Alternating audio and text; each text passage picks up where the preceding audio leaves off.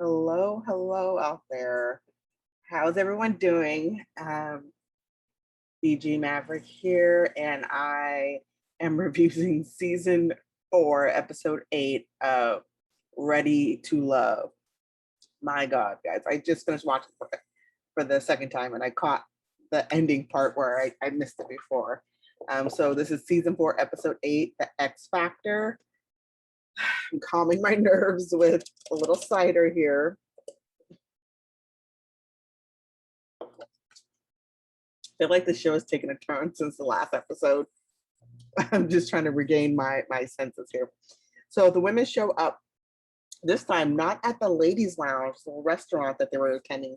They showed up at the Miles residence, and so they got to meet Lady Jacqueline and Tommy in their home, which I thought was really nice. And it's a beautiful home, and the couple came out there coordinated, and they're black and white. It was really cute, cool. I like Lady Jacqueline's pants with those white crisscrosses on it. I thought those were really cool. So Tommy sets them around, talks to them, and says like their mission this week, or like what their purpose is this week, is to introduce their new interest to their ex, to one of their exes in the past. And when they said that, Amber's like, "Oh, you buttered us up by bringing us into your house," and I'm like, "Yeah, these women were about to probably walk out of the ladies' lounge if that was the case." And Tommy says the reason for this, he wants to see how your new guy acts around in this situation. So they're not telling the men that they're going to be meeting the exes. They're just showing up for a date, and then the ex will be there. And then the ladies are to get the ex's perspective on the new relationship. So first up was Bernicia. Her ex's name is David, and he's also from Louisiana. And he meets Joel, and Joel came in. I'm still kind of hurt from last week when Joel didn't pick Bernicia, but I'm hearing, more about the situation in this episode. I'm like, okay, there's a miscommunication. So I'm hoping they get the wheels back on the track, and they can continue their see where their connection goes. I thought Joel looked really cute. He looked really young in his hat. Just like shave years off just by putting a hat on. David talked about how Bernicia has like a fan club when she goes to the club. David Joel like, yeah, she's beautiful. Joel said he's not the jealous type, but then Joel asked David if Bernicia is clingy, and he was like, no, which was Joel's concern from the last time when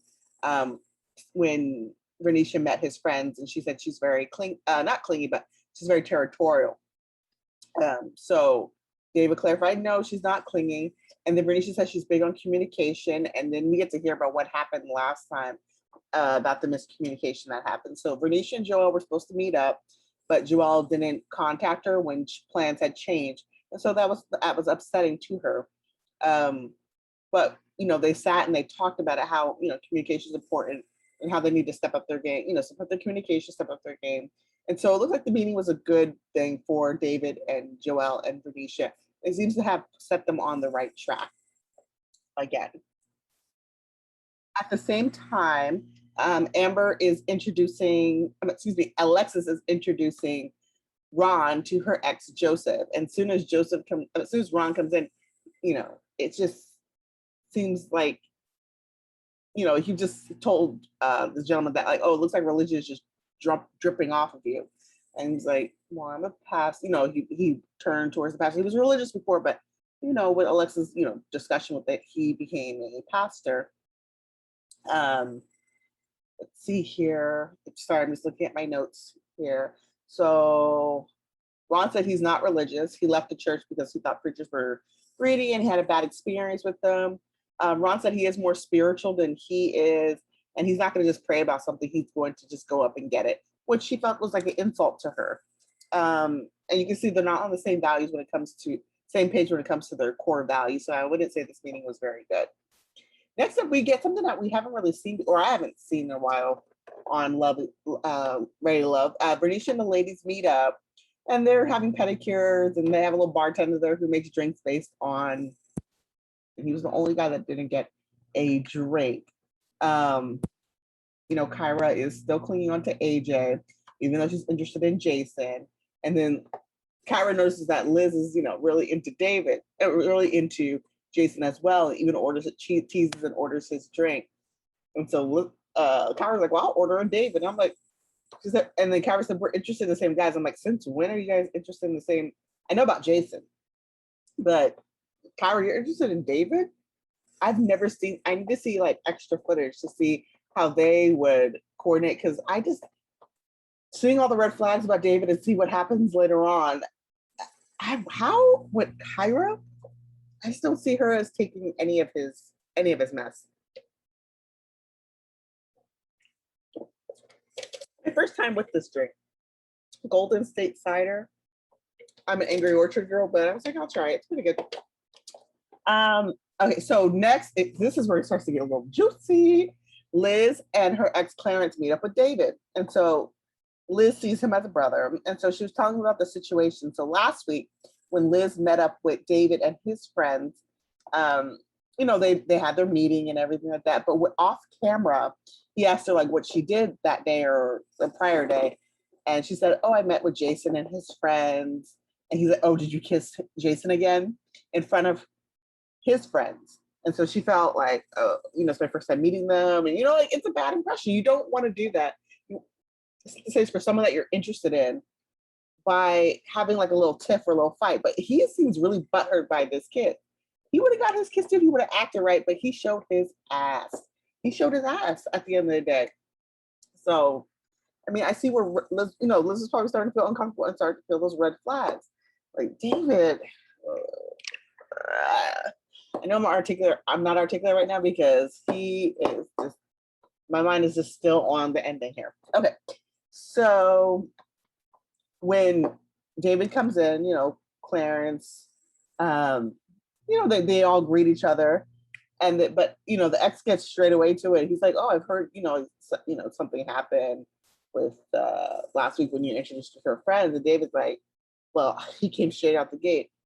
They're just, he's there for a purpose to get to the bottom of it. And what I just wrote down was like, David is insecure and he's making a big deal out of small things. He's just not in control. And I feel like when he's not in control, that's when he blows up. Drop my cup here. And David's saying he wants a safe place. Liz is saying he wants a safe place. But by him talking about something she told him in private in front of his friends, that's not creating a safe place. It's not. He's, like I said, he's all about control. He's all good about control. And from the beginning in his casting special, I was just saying he needed therapy, but I was hopeful that they would be a good match. But he's not someone, the more you get to know him, the more you see the real side to him. And that's what Liz said. She said she's starting to see two sides of David. So when Clarence confronts David about this, he starts to butter Liz up, just talking about these are the things I can do. I'm going to learn, I'm going to share. And that makes Liz very uncomfortable because she's like, I know he's not being honest at all. And apparently the room was, it felt very intense watching this situation, and it must have been even more intense just being there. So because David says, I want to bring down the temperature in the room. Clarence says, well, I'm an alpha. I don't know how that works, which I don't get why people are saying call themselves alphas and this and that. Okay, I'll let that slide because Clarence really did come through and came as a big brother, protected Liz as a big brother. So David excuses himself. And like I said, Liz is starting to see the real Dave, the real David. And I was saying, well, yeah, if there's one of him that's not, on camera and one behind the scenes, then let the real David stand out, Next up, we see Kyra and her ex Timothy. Well, he's via Zoom, meet Jason. And all I got out of this was Jason said he's ready to marry, and that the ex said that, possibly like Kyra lets things linger. She holds a grudge. We could see that with AJ. That she holds on to the El Cheapo and she keeps rubbing it in every chance she gets. So she's not one to let go. So I was like, that was verified. And then one that she's not really financially literate. And I'm like, girl, I'm with you too. I know how much I have, but I like to shop. If it's just me, I like to shop. But I know when you get into a relationship, you want to make sure you're financially literate because you guys are building foundation for the future. So she looks like she's willing to learn those things, when she gets with Jason or whoever her future partner is. But that was a pretty straightforward one compared to the other ones. And that was it for like the couples, like the exes meeting up with the new interest. it wraps up with just a date between Jason and Liz and AJ and Alexis. Um, Liz is really, is growing towards, interest in Jason. I just see them as very playful. I don't know if it's really serious because the way he pursued her, he kind of pursued Kyra and Liz like this. Like he just went for the physical first and then started to get to know them. I guess I don't know how I feel about it. I don't know. I don't see them together. I'm not seeing the chemistry there. And Jason seems like a stand-up guy. I just don't see it. So then it's, the more interesting part of the date was AJ and Alexis. And Alexis talks about her AJ can easily break her heart. So she chose Ron because Ron chose her. And so AJ says, "Oh, can I shut you up real quick?" And he kind of grabs her face and kisses her. And I was like, first off, don't grab my face. But I mean, I thought it was kind of an awkward kiss because you're kissing in front of like Liz and Jason. I'm just like, I mean, I can see if there was just a date with them and then the camera crew, but it's just like, it just seems kind of like a last ditch effort to not get voted off because he's probably feeling like he's falling to the bottom with a lot of ladies because he didn't meet with anyone. I'm just realizing that now. He did not meet any of the exes. Wow. So yeah, he wasn't on anyone's list. So I think that kiss was to protect himself, like to protect him. So the ladies meet back up at Miles' house. They have food and drinks. It's really cute. They go around and Bernice just said like, yeah, that meeting helped clarify things. Alexa said she feels like she has to constantly prove to Ron that she's not a judgmental Christian. And this is where Tommy, I really like Tommy and well, mainly he was the one talking, telling Alexis, like, do you want to have this fight every Sunday? Because you are religious. Every Sunday you want to prove, like you have to pick either or. Is that what you really want to do in this relationship? Which I thought was great. And then he asked all the ladies to go around and said, if you could leave today, just like he asked the men last week, if you could leave today for one of the men, who would you pick? Kyra said Jason. Liz said Jason. Amber said AJ. Well, I mean, she didn't choose Ron, so we're going to assume AJ. Alexis picked Chris, and Bernicia picked Joel, of course. And everyone's like, oh, of course she picked Joel. So we get to the dates. So Alexis takes Ron out, and Liz takes David out. So when Alexis and Ron meet up, Alexis and Ron are debriefing from when he met with their ex. And she said, these are some of the things that bother me, that, he comes off as condescending and judgy, especially when, discussing religion. She says religion is a very important part of her. And it's going to be important part of her household because she has children. She has a child now, but she wants to have more children. And that's how she wants to be raised. And he said, well, that's just me being in my divine masculine. I have no idea what a divine masculine is. That sounds like some bullshit. Like this alpha stuff, this divine masculine. I'm like, where have I been for the last couple of years? Like, what is this new lexicon that men are using? I'm like, what is this bullshit? Sorry, I'm playing with my hands. What is this bullshit that these men are talking about? I'm like, divine masculine, and no, it's more like a toxic masculine, if we want to use a term that we all know here. And so Ron just seems really defensive in this meeting. And Ron then turns to the table and says, what bother him is the fact that she picks him because he picked her. He's like, as if you're seeking some type of validation. And Alexa said, like, she said, well, weren't you saying you're picking me because I have something to offer? And this one is when it gets like, he turns into like gets catty. He's like, what could you really offer me? What could you offer me? I'm like, there's video, roll the beautiful bean footage of how many times he said, if I go with Chrysanthemum, it's just this. If I'm with Alexis, I can be on my Barack and Michelle Obama. You're saying you can elevate yourself with Alexis. So why are you all of a sudden saying, what can she offer me? I'm like, your ego's hurt. Your ego's hurt. And this is what I'm talking about. The minute men are criticized and they're a little bit, just challenged, they break down and start acting like children. Worse than children. They start acting like boy, a little boy, man. And so that's the last that we hear of them. And then we go to Liz and David. And this is heated from the beginning. You know, they haven't been able to talk since the meeting with the ex. As soon as David gets there, Liz starts to talk. And then David's like, no, let me lead. I want to talk first.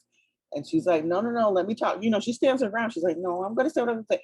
And say, no, they keep going back and forth. Then he stands up, voice gets a little bit elevated. And he has her hands, like they're locked hands here. And he keeps saying, like, let me talk, we're not getting anywhere. She's like, well, aren't you a gentleman? Like, let me talk, be a gentleman.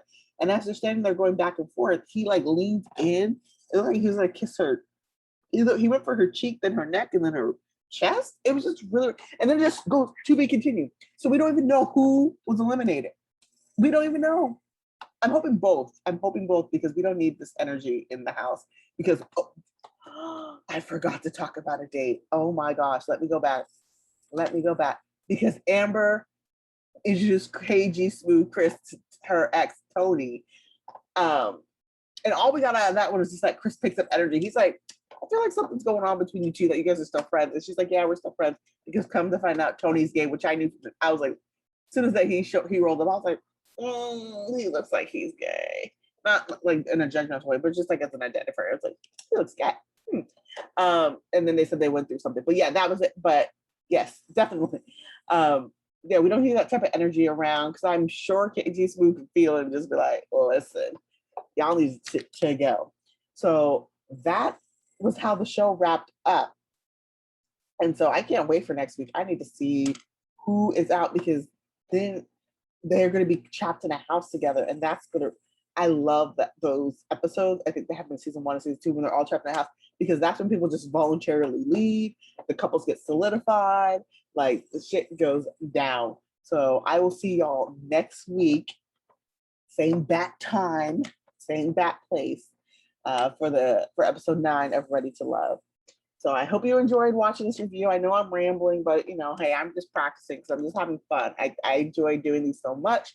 I'm trying to find other shows to watch. I've been watching Seeking Sister Wife and Love After Lockup from season 1. And I don't know if I'm doing reviews on those, but those are really good shows. But until then, until next videos and whatnot, please take care of yourself. Bye now.